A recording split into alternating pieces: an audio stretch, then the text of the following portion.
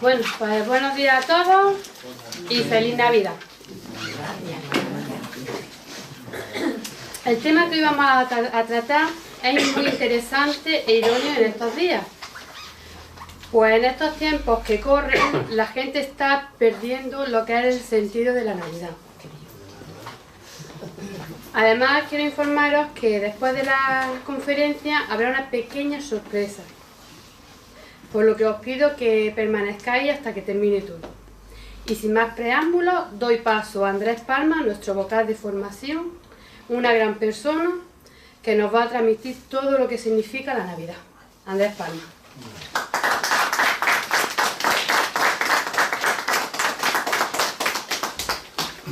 Pues buenos días y muchas gracias por darme la oportunidad de compartir con vosotros este día, que sabéis que para mí siempre es un motivo de orgullo y de alegría poder estar compartiendo con la gente de mi pueblo y en particular con la gente de la Hermandad de San Rogelio. Me parece que no hace falta, se me oye, ¿no? Sí. Mira, yo cuando planteamos este tema para la Junta de Gobierno de la Facultad de la Hermandad, la pregunta que yo me hacía era esta, ¿no? ¿Qué sentido tiene que sigamos celebrando estas fiestas y esto qué nos aporta en nuestra vida? Porque siempre es muy importante preguntarnos por qué hacemos las cosas. Entonces, dándole vueltas a cómo empezar esta reflexión, me venían a la cabeza dos imágenes. Una imagen tiene que ver cuando yo era joven y me tocó hacer la mili en el gobierno militar.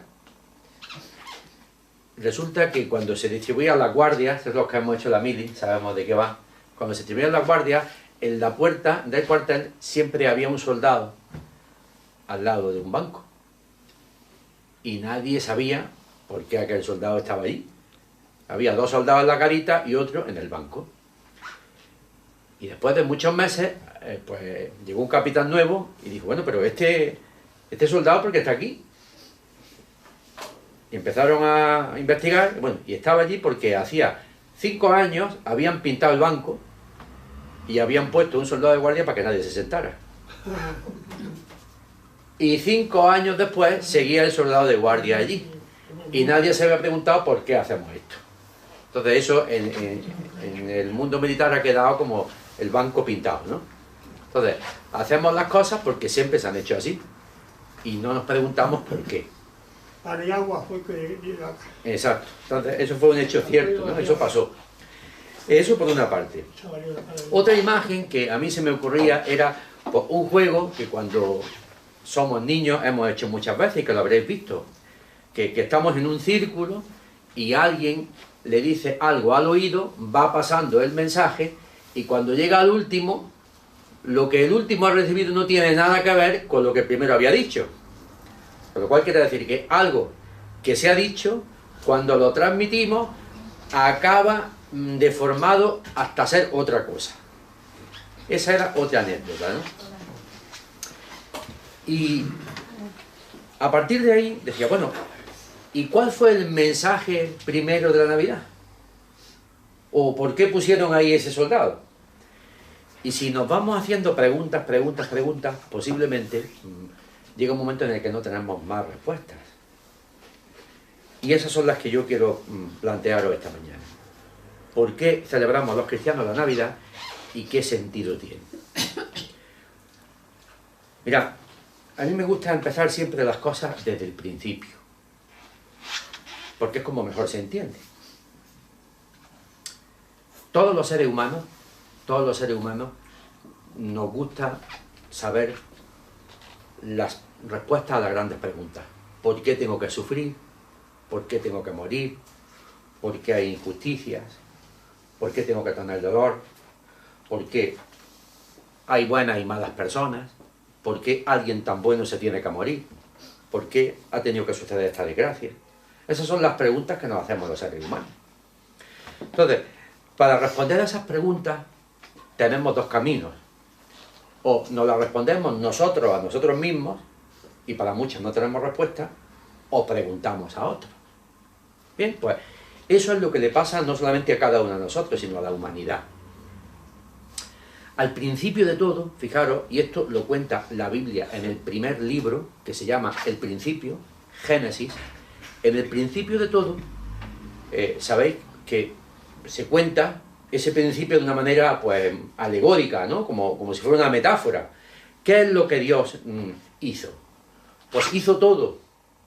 Y a todo eso que Dios hizo le pusieron un nombre poético, un paraíso. Un paraíso es una cosa agradable, un paraíso es una cosa que se puede disfrutar, un paraíso es algo en lo que nos sentimos bien. Pero fijaros que dice el libro de Génesis, en el capítulo 1, que en medio del paraíso Dios puso un árbol. El árbol del conocimiento del bien y del mal, que por cierto no sabemos qué árbol era. Dicen que era un manzano, pero en la Biblia no dice nada, ni de manzano ni de manzanas. O sea que, leedlo y veréis cómo no dice nada de qué árbol era. Podría ser un manzano, pero también puede ser una higuera chumba. No sabemos. El árbol del conocimiento del bien y del mal. Y le dice a aquellos primeros hombres y mujeres: disfrutad de todo esto, dominad los animales, cultivad la tierra, creced y multiplicaos, pero de ese árbol, no cojáis su fruto. Y pensaremos nosotros, qué capricho, ¿no? ¿Y por qué? ¿Qué malo tiene coger árbol, fruto de un árbol? ¿Dónde está la maldad? Claro, a nosotros eso no nos dice nada, pero cuando esto se escribió hace 4 o 5 mil años, la gente que leía estos textos y la gente que escribía estas cosas tenía una mentalidad muy distinta a la nuestra. Por ejemplo, pensaban que los dioses, los espíritus, vivían en las copas de los árboles. Entonces, en un bosque, en el árbol más grande, allí estaba el Dios más grande, el Dios más potente. Entonces, decir en el libro de Génesis, y en medio del jardín estaba el árbol del conocimiento del bien y del mal. A nosotros no nos dice nada, pero a ellos ¿qué les decía? Y en medio del jardín está Dios. Por tanto, si yo tomo de ese árbol una fruta y me la como, ¿qué es lo que estoy haciendo? Estoy haciéndome dueño del dueño del jardín. O dicho de otra manera, estoy diciendo, quítate tú que me pongo yo. ¿Veis? Y a eso, en la tradición cristiana le hemos llamado el pecado original. ¿Qué es el pecado original? Es pensar que nosotros, por nosotros mismos, podemos solucionar todos los problemas. O dicho de otra manera, que nos podemos salvar a nosotros mismos. Y ese fue el problema. Cuando decidimos, aquellos primeros hombres y mujeres, que no necesitaban a Dios, aquel paraíso se fue estropeando poco a poco hasta convertirse en nuestro mundo. Y un sitio donde todo funcionaba bien, donde la gente era feliz, donde había equilibrio, donde había belleza, lo hemos cambiado por lo que tenemos. Y yo os invito a que veáis el telediario de a mediodía y podamos ver en qué ha quedado aquel paraíso, ¿verdad? Donde un montón de gente es cada vez más rica y muchos son cada vez más pobres. Donde de los 7.000 millones de habitantes que tiene el planeta Tierra, más de 3.000 millones no tienen ni cuarto de baño, por dar una cifra, ¿no? Donde muere tanta gente todos los días simplemente porque no tienen nada que comer. Bueno, pues de aquel paraíso ha quedado esto. Claro, como vosotros comprenderéis, Dios, que nos creó libres, respetó esa libertad de aquellos hombres y mujeres. Y aceptó su decisión. Y aceptó que nosotros dejáramos de vivir de aquella manera y que creáramos la nuestra simplemente por respetar nuestra libertad. Pero claro, un padre siempre quiere a su hijo. Y aunque su hijo vaya camino del precipicio, siempre va a intentar ofrecerle otras posibilidades. Bueno, pues ahí es donde entra la Navidad. Dios quiso que aquellos hombres y mujeres que abandonaron el paraíso porque pensaban que ellos se podían organizar la vida por su cuenta, Dios quiso ofrecerles un camino de vuelta. Y ese primer camino de vuelta se le ofreció a través de un pueblo que tuvo un padre, Abraham. Y Abraham y toda la descendencia de Abraham, lo que después fue el pueblo de Israel, el proyecto que Dios tenía con ellos era que volvieran al paraíso, que volvieran a la vida. Pero al final, después de 2 o 3 mil años, el pueblo judío tampoco acababa de encontrar el camino de vuelta. Y fijaros, en la primera carta a los hebreos, que es una carta del Nuevo Testamento, dice el autor de esa carta, que no sabemos muy bien quién fue, pero dice así: de muchas maneras habló Dios al mundo, pero en los últimos tiempos habló por su Hijo. O sea, Dios está empeñado en que volvamos a ser felices y nos quiere enseñar un camino. Y cuando Él nos ha mandado recaderos, profetas, mensajeros, enviados, y no se le ha hecho caso, al final, ¿a quién manda? A su propio Hijo. Por eso, en Navidad, lo que estamos celebrando es justamente la llegada de su Hijo, que se hace como nosotros, que entra en nuestro mundo, y que desde nuestro mundo, desde nuestra realidad, desde lo que somos y tenemos, desde nuestro sufrimiento, desde nuestros dolores, desde nuestra muerte, porque eso fue la pasión y muerte de Jesús. La pasión y muerte de Jesús fue el momento en el que Él se hace como nosotros y entra en nuestra vida de verdad, no de turista, sino de verdad. Entonces, cuando Jesús caía bajo el peso de la cruz en la calle de la amargura, o cuando Jesús le clavaban los clavos, no era solamente su dolor, no era solamente el peso de su cruz, era el nuestro. Él ya estaba cargando con nuestro dolor, con nuestro sufrimiento, con nuestras frustraciones, con los nuestros y con los de todo el mundo. Bueno, pues esa historia, ¿cuándo empezó? Esa historia empezó cuando Jesús se hace carne. La palabra carne a nosotros nos llevará a pensar en los filetes de la carnicería, en los solomillos y en los lomos. No. En la Biblia, cuando se habla de carne, no nos referimos a eso. Cuando se habla de carne, se habla de la humanidad. Y la humanidad tiene una característica: somos débiles. Empezamos, crecemos, nos deterioramos y nos morimos. Y esto es lo único cierto, que nos tenemos que morir. Fijaros, hay pocas cosas ciertas. Esta sí es. Bueno, pues esa es la carne, la debilidad. Pero antes de morirnos, fijaros por cuántas cosas pasamos. Fijaros por cuántas cosas pasamos. Entonces, en ese sentido, la Navidad es justamente esto.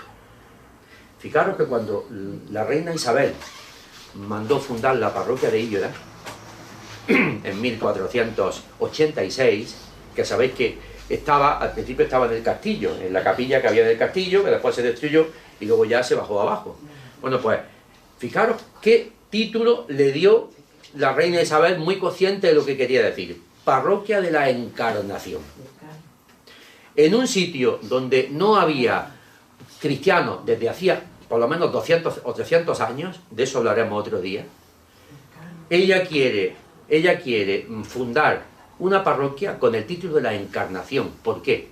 Porque era una manera de decir: a vosotros que estáis aquí, a vosotros que tenéis vuestros problemas, a vosotros que tenéis vuestras dificultades, vosotros le importáis a Dios.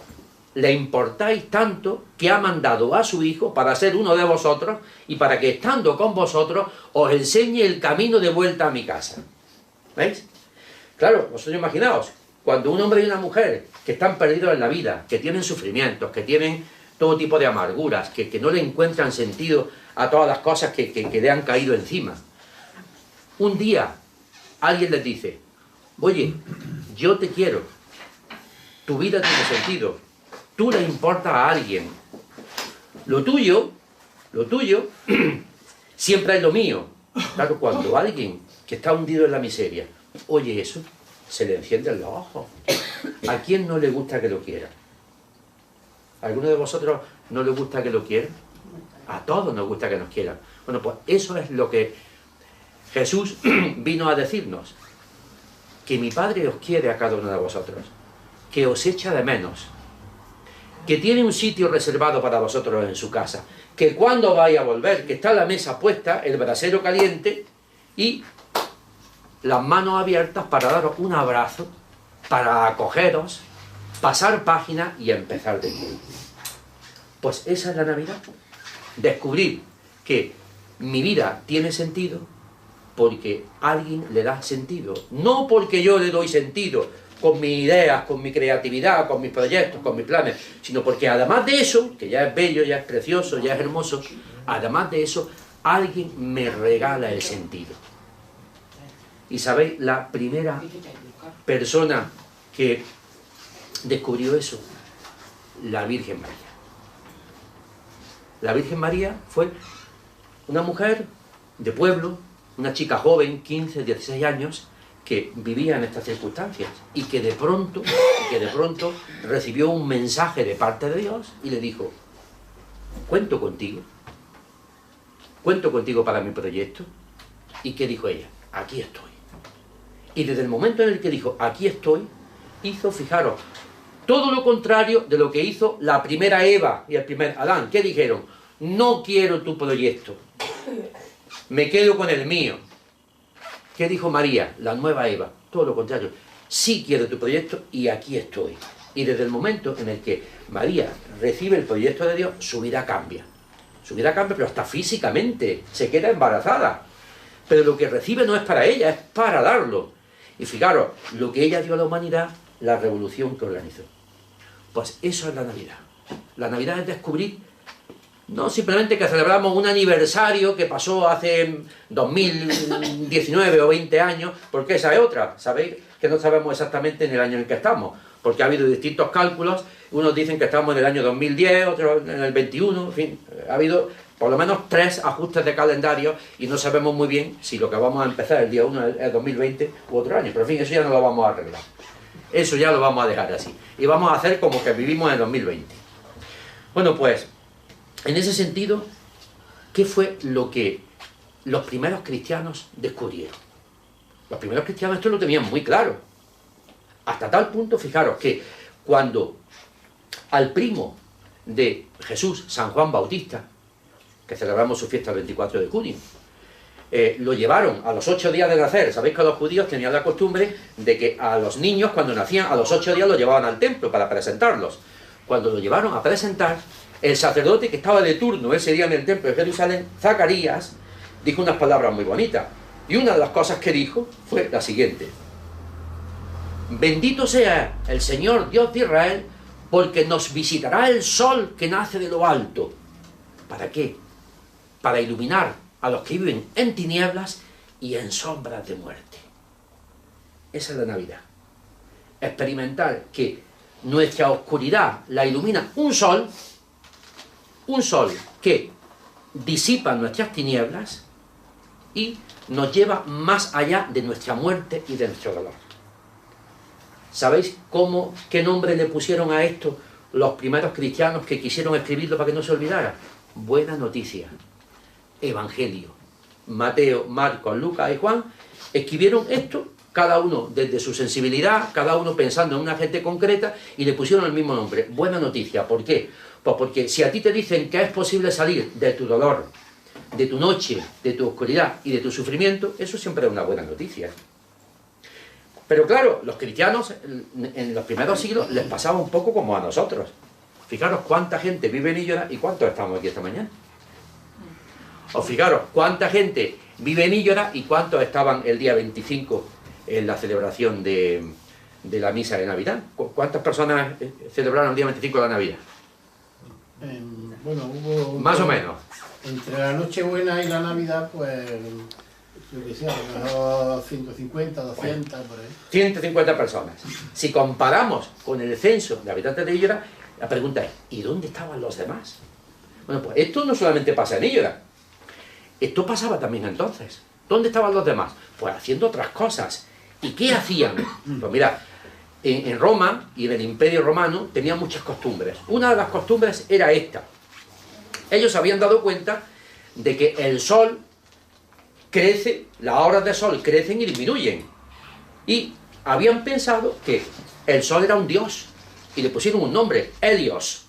Entonces, cuando el sol parecía que había muerto el 23 de diciembre, ¿y qué significa que el sol había muerto? Que los días eran muy cortos, había muy poca luz. Al día siguiente empezaban a alargar los días.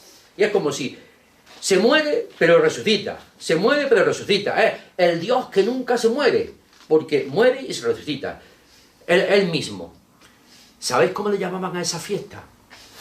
Natalis Solis Invictus, que significa nacimiento del sol que nunca muere, del dios Helios.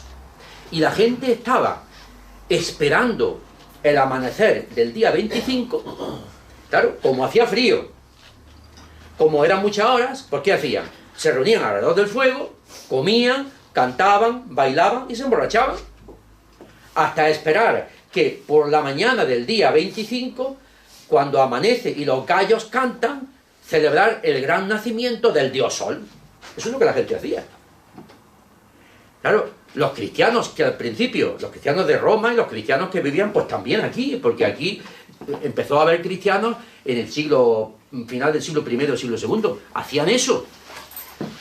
Bueno, pues los cristianos de esa época dijeron, bueno, esto es lo que han hecho nuestros padres, es lo que han hecho nuestros abuelos, nuestros bisabuelos, pero a nosotros, ¿quién nos alumbra de verdad? ¿El sol ese? ¿O hemos descubierto otro sol que ha alumbrado nuestras vidas con más luz, que nos da más calor, que nos calienta más?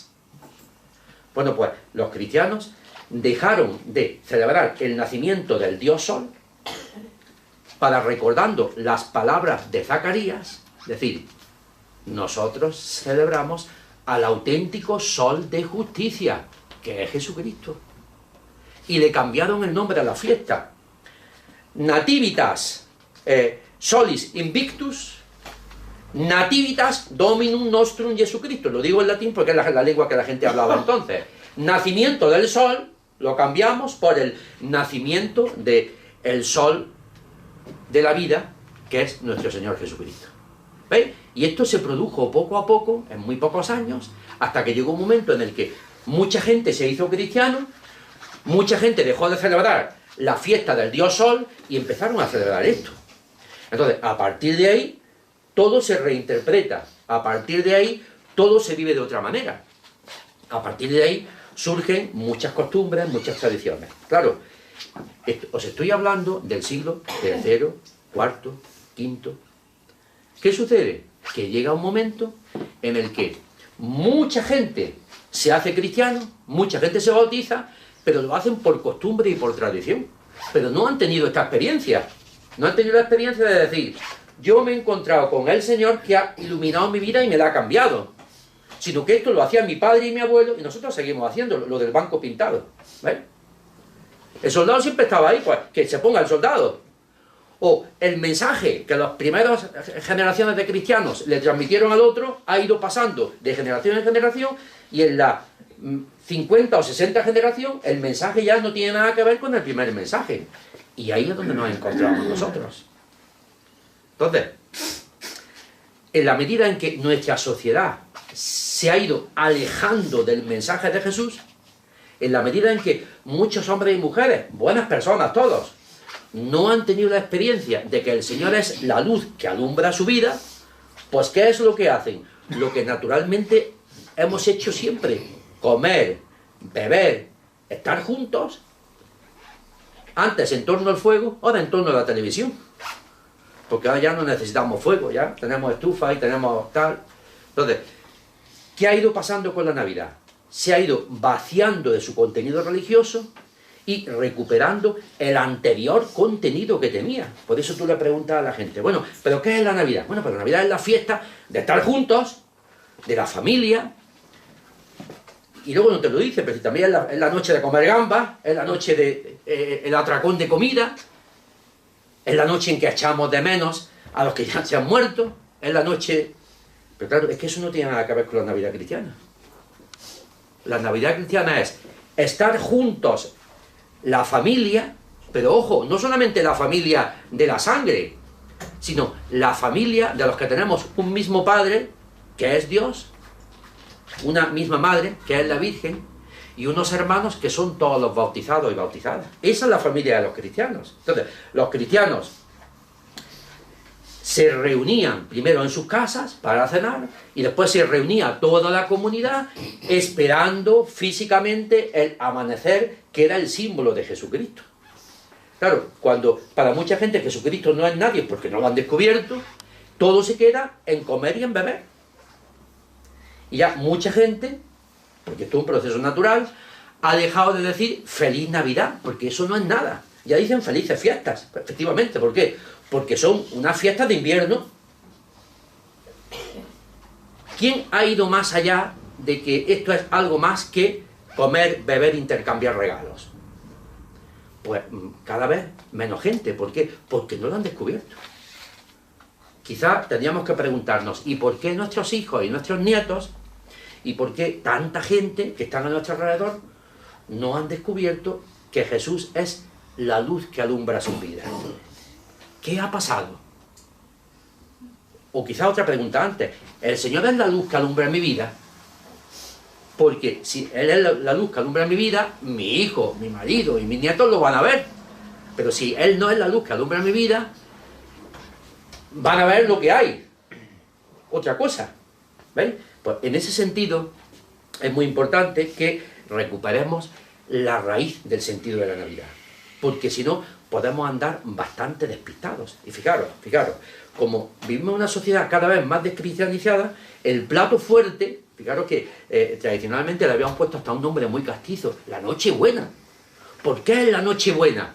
Porque celebramos lo más bueno, que el Señor está con nosotros y nos alumbra y nos calienta. Bueno, pues como mucha gente no ha descubierto eso, pues la Nochebuena ha dejado de ser Nochebuena, el momento fuerte, para dejar paso a la Nochevieja. ¿Por qué? Porque en la Nochevieja mucha gente sí toca algo en concreto. ¿Qué es lo que toca? Que se acaba un año y empieza otro. Eso sí se toca. ¿Por qué? Pues porque lo vemos, que se acaba un año y empieza otro. Y esto, en la historia de la humanidad, el paso del tiempo siempre nos ha hecho pensar, siempre lo hemos celebrado. Somos un año más viejos, somos un año más mayores, ¿ves? Todo esto siempre ha tenido muchas connotaciones en todas las culturas. Bueno, pues el plato fuerte ha pasado, sobre todo en las generaciones jóvenes, de celebrar la Nochebuena a celebrar la Nochevieja. Porque la Nochevieja, mucha gente tiene mucho que celebrar, el paso del tiempo. Pero en la Nochebuena, ¿qué hay que celebrar? Yo, a veces con un poco de tinte provocador, cuando alguna persona en mi trabajo, en la universidad, me dice, felicidades. Y yo, ¿por qué? Claro, lo dejas desarmado. Pero felicidades, ¿por qué? Y lo dejas desarmado. Digo, ¿pero por qué? Y digo, por eso digo yo, ¿por qué? Claro, ¿por qué los cristianos empezamos a decirnos felicidades, feliz Navidad, a intercambiarnos regalos? Porque nos sentimos regalados por Dios. Cuando Dios nos da a su Hijo y con su Hijo nos viene su vida, cuando yo me siento regalado por el mejor regalo del mundo, no tengo más remedio que compartirlo con los demás. Y de ahí viene la costumbre de los regalos, la costumbre de las felicitaciones. De ahí viene. Luego ya se fueron mezclando muchas cosas. Por ejemplo, el sentido del árbol, ¿de dónde viene?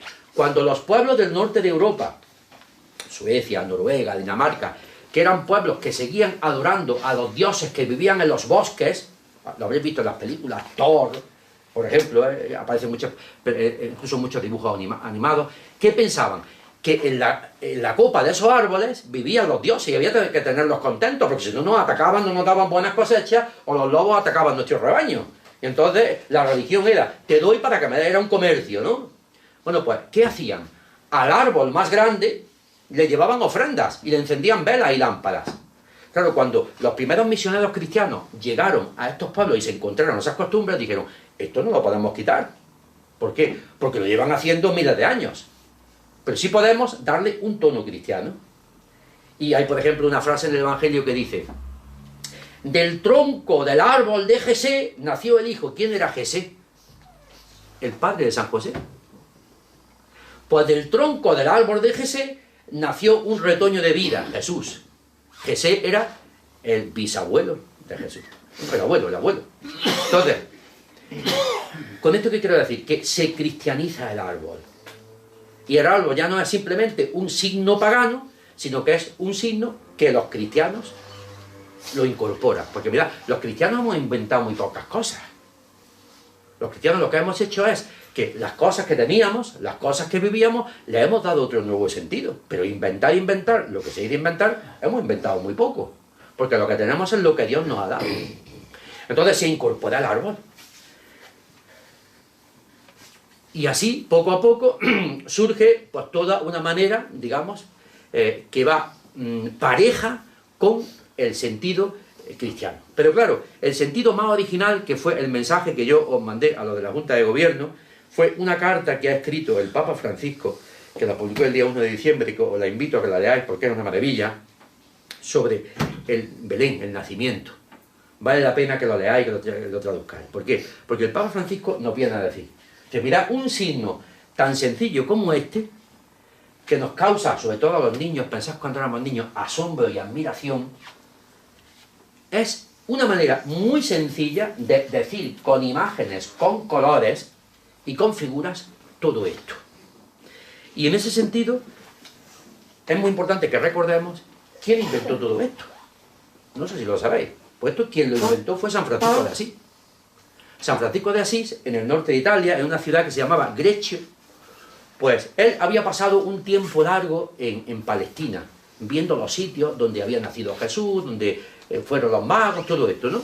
Y cuando llegó a su tierra, había una cueva en los alrededores de un pueblecito que se llama Greccio, en el norte de Italia, que a él se le ocurrió, ¿y por qué no represento esa escena? Y a la gente que estaba por allí, en las huertas y en los campos de alrededor, le repartió los papeles y hicieron un Belén viviente. O sea, San Francisco no hizo un Belén de figuritas de barro, no.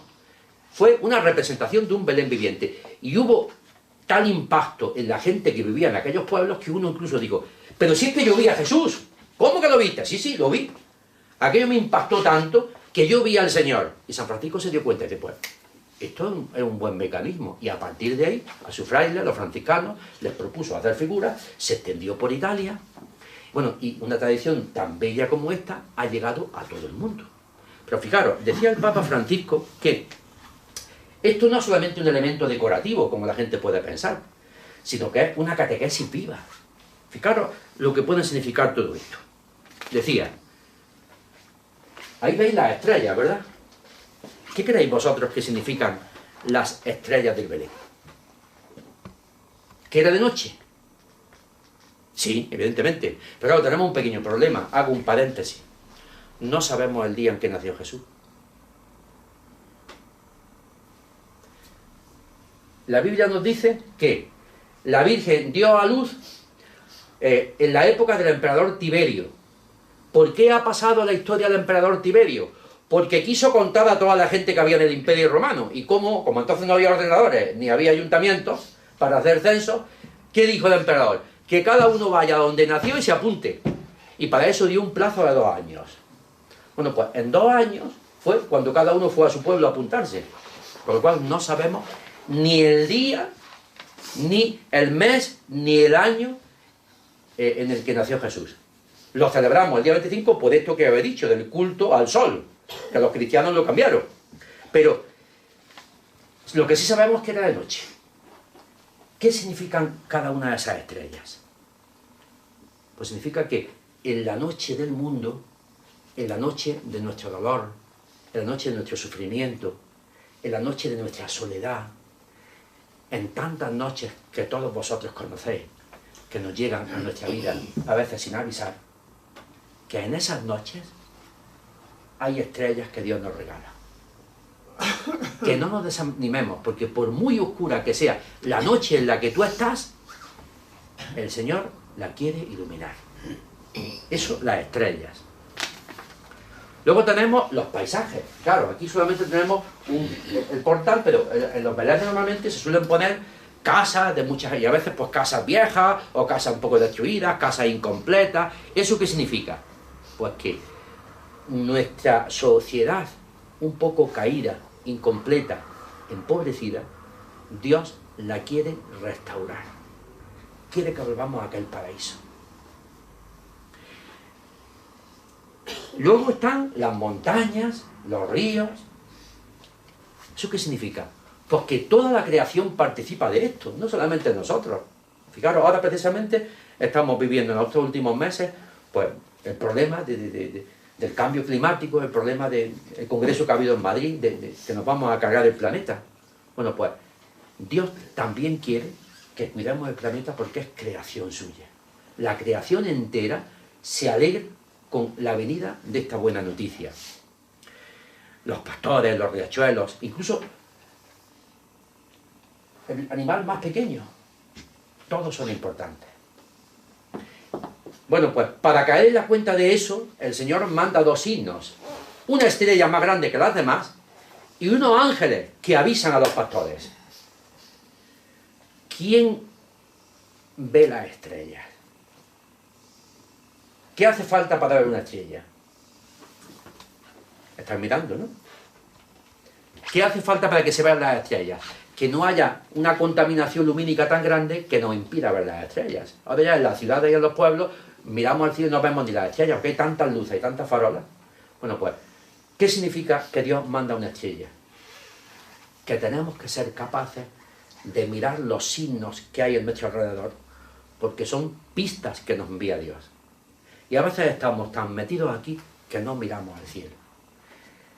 ¿Qué son los ángeles? La palabra ángel significa enviado de Dios. Los ángeles son los mensajes que Dios nos da. Pero claro, si estoy con la televisión a toda potencia, si estoy distraído, si estoy con los cascos o si estoy en el WhatsApp, no me entero por más que me hablen. Entonces, las señales de las estrellas, de la estrella y el mensaje de los ángeles son toques de Dios en nuestra puerta para que despertemos. Tú verás cómo estás distraído. Y seguimos. Luego hay muchas figuras simbólicas, mendigos, gente haciendo pues todos los oficios del mundo, el panadero, repasar un Belén, ayer o antes de ayer veía yo un Belén del Ayuntamiento de Granada, y era impresionante, estaban todos los oficios, todas las verduras, todo, hasta el tío cagando, ese tampoco falta. ¿Qué significa esto? Que nadie está excluido de este proyecto. Que aunque tú estés en tu fragua, aunque estés en tu huerta, aunque estés en tu mundo, o aunque estés perdido en tus necesidades, que pueden ser de muchas clases, Dios te espera. Dios no te excluye. Eso que tantas veces dice el Papa Francisco. Dios acoge a todos. La Iglesia está llamada a ser un hospital de campaña donde todos los heridos de la vida puedan ser atendidos y curados. Y fijaros, y junto con todo eso, también tenemos algo que en este Belén no tenemos, pero que está en todos, el castillo de Herodes. ¿No os habéis dado cuenta que el castillo de Herodes siempre lo ponemos lejos y en lo alto? ¿Por qué? Porque está lejos de todo esto y está cerrado. O sea, es que en nuestra sociedad también hay castillos de Herodes. Hay gente que está en lo alto de su cerro con la puerta atrancada. ¿Por qué? Pues porque viven para ellos mismos. Les podríamos poner nombre y apellidos, ¿verdad? Los castillos de Herodes siguen existiendo en nuestra sociedad y no tenemos que preocuparnos. Eso forma parte de la historia. Gente encerrada en ellos mismos. Lo decía Jesús.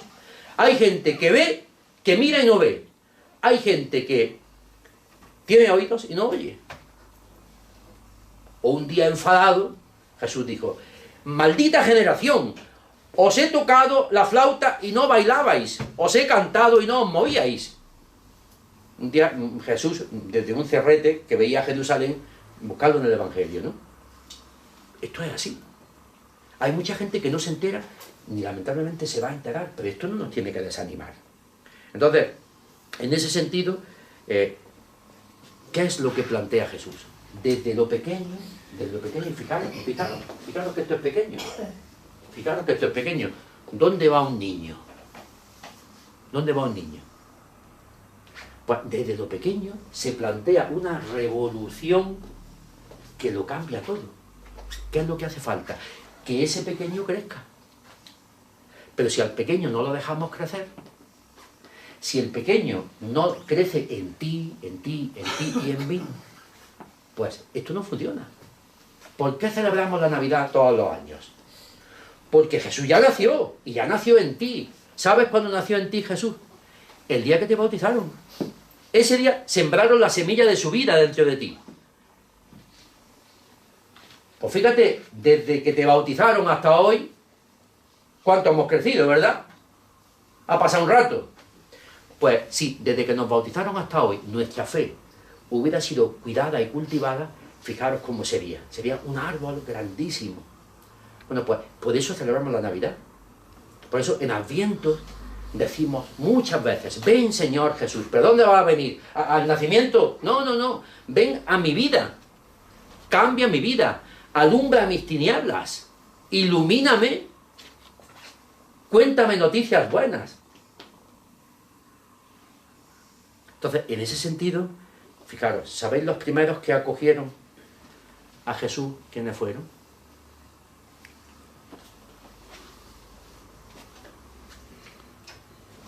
Estos. Los animales. Los demás estaban en sus casas, comiéndose la gamba y la carne. Fueron los animales los primeros que se dieron cuenta. ¡Qué tortazo les estaba dando a aquella sociedad, ¿no? Que no os enteráis de nada. Que no os enteráis de nada. Que los animales se enteran antes que vosotros. Pero claro, para acabar de arreglar la faena, vosotros sabéis los pastores quiénes eran en la época de Jesús. Porque todos habéis vestido a vuestros niños y a vuestros nietos de pastores. El Belén, todo tan romántico y tal. ¿Vosotros sabéis quiénes eran los pastores? Gente de mal vivir, chorizos y sinvergüenza, que no dormían en sus casas, que estaban al raso, que cuando podían robaban y que no te podías fiar de ellos. Pues vaya negocio. Los primeros que se dan cuenta de lo que está pasando son los animales y los que la sociedad excluye y no se fía de ellos. Los pastores. Pero no queda ahí el asunto. ¿Quiénes son los magos? ¿Quiénes son los magos? Que por cierto, ni eran 3 ni eran reyes. Pero bueno, eso ya es otro tema, ¿no? Unos magos de Odín. No sabemos cuánto eran. Lo que pasa es que en la Edad Media, para simbolizar a toda la cultura, pensaron en las 3 razas: blancos, amarillos y negros. Luego hemos descubierto que hay más razas, pero Melchor, Gaspar y Baltasar, pero eso es de la Edad Media. Pero no sabemos su nombre. Unos magos de Oriente. ¿Quiénes eran los magos? Extranjeros que no eran ni judíos, no eran ni religiosos. Y vienen desde muy lejos a ver lo que los que estaban al lado no habían visto. ¿Os dais cuenta? El Belén es algo revolucionario. Si lo entendemos y lo vivimos. El Belén no es una cosa decorativa. Es algo absolutamente subversivo. ¿Por qué? Porque nos está diciendo, el Señor tiene para nosotros un plan tan importante y tan fuerte que a los que están aquí siempre no se enteran. Y tienen que venir animales marginados y extranjeros a descubrir una bomba. Esto es una bomba. Bueno, pues esto es lo que celebramos en Navidad. ¿Quién lo había entendido? María y José. Claro, habría que preguntarse, ¿y qué habían entendido? Aquella pobre muchacha con 15 o 16 años, que de pronto se encuentra embarazada, porque no sé si vosotros sabéis cuál era el proceso de las bodas en Israel, no era como el nuestro. Cuando dice el Evangelio que la Virgen estaba desposada con José, lo que quiere decir es que había hecho el contrato de matrimonio, porque en aquella época cuando una mujer se casaba con un hombre, abandonaba su familia, y las familias eran pues lo que eran nuestras familias hace 50 años. El papá, la mamá, el abuelo, la abuela, todos juntos en la misma casa. Bueno, cuando alguien se casaba, abandonaba a su familia y se iba con la del marido. Bueno, pues eso era un proceso. Los desposorios era como la pedida de mano. Pero ojo, cuando se desposaban, la novia ya se iba a la casa del novio. Pero ojo, allí estaba la suegra, el suegro, el tito y el abuelo. Y cada uno en su sitio. Y la boda venía 3 o 4 meses después. Y a veces hasta un año después. Bueno, pues imaginaros el panorama que estando María en la casa de José, se queda embarazada. ¿Y ahora qué? Menudo aprieto, ¿no? Menudo aprieto. Bueno, pues imaginaos el miedo que aquella chica tendría. Pero claro, imaginaos José. Pues estamos puestos los cuernos. Pues vaya negocio. Ya sabéis que eso lo cuenta muy bien el Evangelio de San Mateo. Y José en sueños, pues Dios se comunica con él, tranquilo, tal, tal. Entonces, viven un auténtico drama. Entonces, ellos siguieron fiándose del Señor. Lo contrario de Adán y Eva. No. Esto sí. Y un sí que pasó por muchas etapas. Pero no solamente eso. Ellos se ponen en marcha, nace el niño, se enteran que Herodes está matando a todos los niños menores de 2 años, porque los magos le han dicho que van a ser el rey de Israel, se asustan y tienen que salir corriendo. Y se tienen que refugiar en Egipto. Y estuvieron 3 o 4 años de inmigrantes. O sea que José, María y la Virgen fueron inmigrantes, saltaron la valla. Se fueron a un país extranjero. Y ahora nosotros no queremos acoger a los que vienen. cuando Jesús fue el primero que pasó por ahí. ¿Os dais cuenta cómo el Belén es más revolucionario de lo que podemos pensar? Y vienen y ya empieza el proceso. Y cuando Jesús vive su infancia, vive su adolescencia, a los 30 años empieza su vida pública. ¿Y sabéis cómo empieza su vida pública? Con su primo Juan. Su primo Juan era un hombre muy religioso, de un grupo un poco radical, que eran los esenios, que decían que había que cambiar de vida radicalmente para ser un buen judío. ¿Y cómo empezaban muchos esenios esa vida nueva? Pues decían, pues yo me bautizo públicamente, pero ojo, el bautismo de entonces no era el nuestro. Bautizarse en un río significaba, yo me purifico porque soy un sinvergüenza de lo mal que ha ido mi vida hasta ahora y quiero empezar como alguien nuevo. Bueno, pues San Juan, el primo de Jesús, se dedicaba a eso. Cuando él ve a su primo venir, imaginaba el temblor que le debió dar. Dice, pero vamos a ver, si quien te tiene que bautizar es tú, a mí, no yo a ti. Y dice Jesús, conviene que se cumpla toda justicia. Entonces, ¿qué significa que Jesús se bautice? Que se pone en la cola de los últimos. Se pone en la cola de los que los religiosos de la época excluían. Los fariseos se creían perfectos y le perdonaban la vida a los demás. Despreciaban a los demás. Pues Jesús se pone en la cola de los que son despreciados. Para decir, no solamente me han recibido los pastores, los extranjeros y los animales, sino que ahora empiezo mi ministerio con los que la sociedad sigue excluyendo. ¿Qué ha pasado? Que con el paso del tiempo hemos dulcificado esto tanto, lo hemos llenado de luces y de adornos, que lo hemos vaciado de contenido. Pero ese es el mensaje de la Navidad. Por eso, unos cristianos, los de Occidente, celebramos el día de la Navidad, el 25, un poco para contrarrestar el nacimiento del sol, y en Oriente, que lo que celebraban era el bautismo de Jesús, lo celebran el 6 de enero, y surgieron dos fiestas. En Occidente, la Nativitas, Navidad, y en Oriente, la Epifanía. ¿Por qué? Fijaros, en Occidente hablábamos latín, nacimiento es Nativitas, y en griego, y en Oriente, Siria, Turquía, todo eso, ¿no?, que es donde empezó el cristianismo a desarrollarse, hablaban griego. ¿Qué es lo que pasa en el bautismo de Jesús? Dice el Evangelio, se oyó una voz y dijo, este es mi hijo, escuchadlo. Se manifiesta. ¿Sabéis cómo se dice la manifestación del Hijo de Dios? Epifanía. Entonces celebramos lo mismo, dos días distintos. Jesús nace en la carne, Jesús se manifiesta a todos los hombres. Nosotros acabamos copiando la fiesta de Oriente, del 6 de enero, y en Oriente acabaron copiando nuestra fiesta. Para celebrar lo mismo tenemos dos fiestas los cristianos. Y ellos además con un matiz. ¿Por qué la celebraban el día 6? Porque decían, el sol que empezó a crecer en el solsticio de invierno, el 25, 7 u 8 días después, ya está más grande y se manifiesta el bautismo de Jesús. Pero es lo mismo. El sol que nace para alumbrar, que va creciendo hasta que se convierte en nuestra luz. Pues mirad, la imagen del niño, cuando la vemos, cuando la ponemos, sería muy interesante, y lo digo a los que seáis papás y abuelos, sería muy interesante, yo al menos así lo hice con mi hija, ir montando el Belén poco a poco, durante el tiempo de Adviento. Y la noche de Navidad, antes de la cena, reunir a la familia alrededor del Belén y que los niños de la casa pongan al niño en el portal. Se canta un villancico, se hace una oración, lo que en cada familia esté medio oportuno, y ya se empieza la cena. Claro, si empezamos la cena con la cerveza en la mano y con la gamba en la otra, vosotros me diréis que estamos celebrando. Os voy a confesar una cosa. Esta mañana, cuando yo en el desayuno le comentaba a mi mujer, mira, voy a ir, yo le voy a decir esto tantas, y me dice, pero no le regaña a la gente, que la gente se puede sentir herida si tú le dices que la Navidad no es ni el día de la familia. No, yo no le voy a regañar a la gente, yo voy a explicarles de dónde vienen las cosas para que ellos saquen sus consecuencias. Así que ya me han regañado esta mañana, me han advertido que no dijera cosas feas. He procurado no decirlas. Y como Rafa además lo está grabando, imagino que se va a quedar ya para muchos años dando vueltas por la red. Pero bueno, no sé si he conseguido que entendáis un poco por qué decimos Feliz Navidad.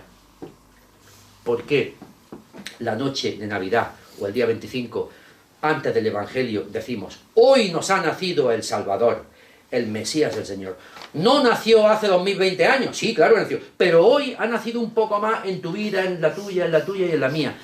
Pase lo que pase, estés como estés, te haya tocado lo que te haya tocado. Pues ahí el Señor vuelve a nacer, o mejor dicho, vuelve a crecer porque ya nació. O si lo has perdido, vuelve a nacer de nuevo. Mira, y esta es un poco la idea que yo quería transmitiros, con mucha sencillez, sin más complicaciones, pero para que entendamos qué es lo que tenemos entre manos. Porque, mira, ¿sabes lo que puede pasar? Y empezaba con dos imágenes, ¿no? Ahora acabo con otra imagen. Imaginaos que tuviéramos la costumbre de que un día, de estos días de diciembre, nos invitan a una boda de unos forasteros que no conocemos, se llena el gamaba o se llena la terraza de gente, allí todo el mundo comiendo y bebiendo, no conocemos a los novios, no conocemos a los padrinos, pero allí vamos todos a comer y a beber. Eso tendría poco sentido, ¿no? Y si además eso llevamos haciéndolo 40, 50, 80, 90 años, tiene menos sentido todavía. Pues corremos el riesgo de que pase eso con nuestra Navidad. Que vayamos a un sitio a comer y a beber, no conozcamos a nadie, ni tengamos motivos para estar allí. Y la pregunta es, ¿y qué sentido tiene esto? Y esto pasa mucho más de lo que podéis imaginar. Mirad, y con esto voy acabando ya. A mí me llama mucho la atención, hace 15 días, en Ideal, vi un anuncio, ¿sabéis lo que estaban proponiendo una asociación cultural de Granada? El día 25 o el día 24 por la tarde, reunirse en la acera de la calle Recogida, porque no sé si os habéis dado cuenta, cuando atardece, justo el sol se pone esos días en el centro de la calle Recogida. Si vais a Granada y está a esa hora atardeciendo, fijaros, efectivamente, el sol se pone ahí. Bueno, pues había una asociación cultural convocando a la gente para que se reuniera en las aceras de la calle Recogida el día 25, dándole la bienvenida al nuevo sol de invierno y celebrar una fiesta a continuación. Digo, 2020 años después, hemos vuelto a las costumbres paganas en nuestra propia ciudad. Esto está pasando, y esto es el mensaje que están recibiendo nuestros hijos y nuestros nietos. Todo depende de lo que nosotros les transmitamos, de lo que nosotros les enseñemos. Pero no hay que desanimarse, porque esta historia empezó con 15 o 20, como los que estamos aquí, y llegó al mundo entero. Y como esto es un proyecto de Dios, no es nuestro, Dios sabe cuáles son los caminos. Lo único que tenemos que hacer es decir como la Virgen, aquí estoy, sí. Quiero que nazcas en mi casa, te abro la puerta de mi casa, para que tú, como decía la Virgen, hagas en mí maravillas. Y os puedo decir que las hace. Pues feliz Navidad a todos, y que tengáis unos días santos, porque el santo está en vuestra casa, unos días alegres, porque la alegría está en vuestra casa, y unos días felices, porque la felicidad está en vuestro corazón. Y con esto, muchas gracias por la atención. Muchas gracias. Pues no sé ya si, al margen de todo esto, pues queréis preguntar alguna cosa, tenéis alguna curiosidad. Yo no tengo inconveniente en responder las dudas o las cosas que, o si es muy tarde, os vais a vuestra casa a hacer la comida. Pero no sé si alguien tiene curiosidad de preguntar algo o decir algo. Yo tenía una curiosidad, Venga. Muchas veces me he preguntado que por qué Jesús se bautizó. Esa, ¿eh? Es que, Muchas veces me lo he planteado, digo, pero ¿por qué se bautizó? ¿Pero por qué se tuvo que bautizar él? es que el bautismo de Jesús no tiene nada que ver con el nuestro. Es un bautismo de purificación. Fijaros, en todas las religiones, el agua se usa como elemento de purificación. Los musulmanes se lavan antes de entrar a la mezquita. Los hindúes se bañan en el río. El agua siempre se ha usado desde la antigüedad como algo que limpia. Claro, en el bautismo nosotros le añadimos otra cosa. Limpia pero da vida. Las dos cosas.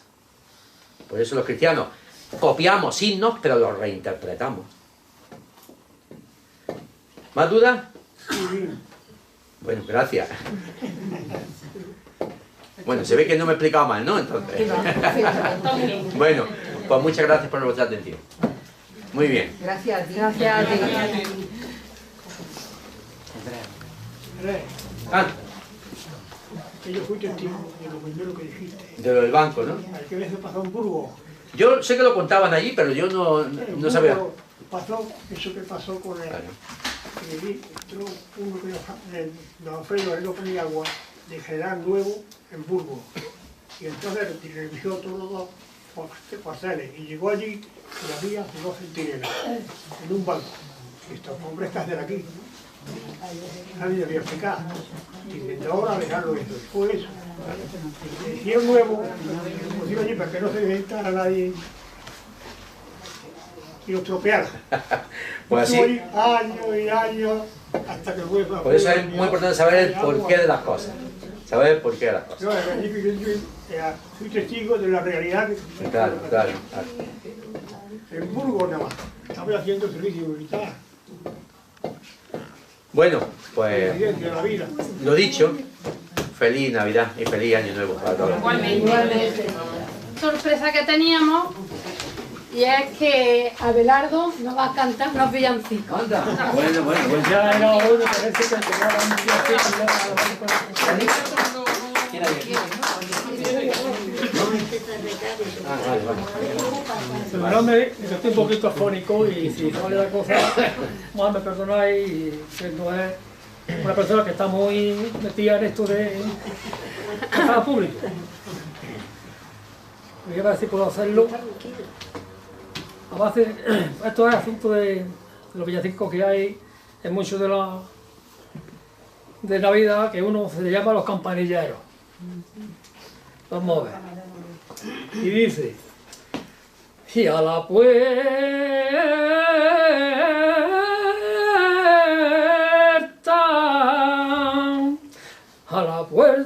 de un rico avariento, llegó Jesucristo y limosna pidió. Pero en vez de darle una limosna, los perros que había se lo asusó. Pero quiso Dios que los perros pudieran de rabia, y el rico avariento que pobre se quedó. Pero quiso Dios que los perros murieran de rabia, y el rico avariento pobre se quedó. Vamos a la otra, que dice también de los campanilleros: si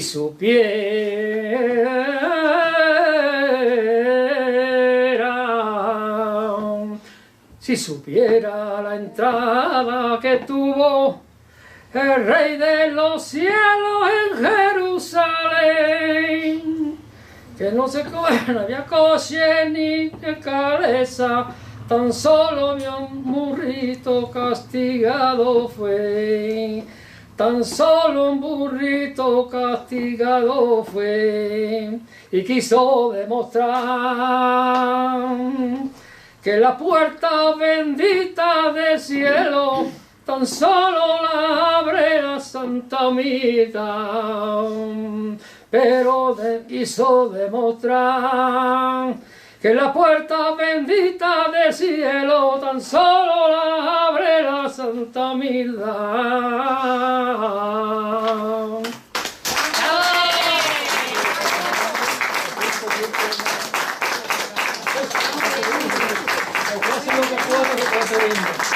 Eso es muy importante porque lo que estábamos diciendo antes con palabras más serias lo dice la música y la tradición popular con estas letras tan interesantes. Así que los villancicos nacen de esa experiencia también. Es que yo pensé, digo, ahora pegaría aquí un poquito de Navidad más de es que son complementarias las cosas. Claro. Muy bien. Perdonadme si no he podido hacer lo que yo quería. No, que está muy bien, está muy bien.